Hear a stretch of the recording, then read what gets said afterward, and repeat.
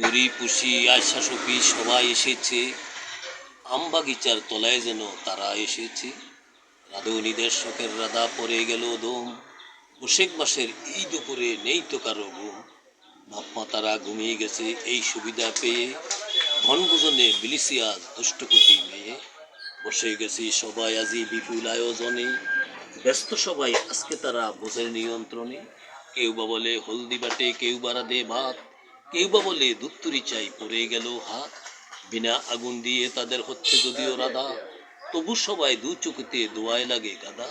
শিরনি পোলাও খুরমা রাঁধে পাটির সাপটা পিঠে, মিছে মিছে খেয়ে বলে ভারী বেজায় পিঠে। এমন সময় হঠাৎ আমি পড়লাম যখন এসে, পালিয়ে গেল দুষ্টরা সব খিলখিলিয়ে হেসে।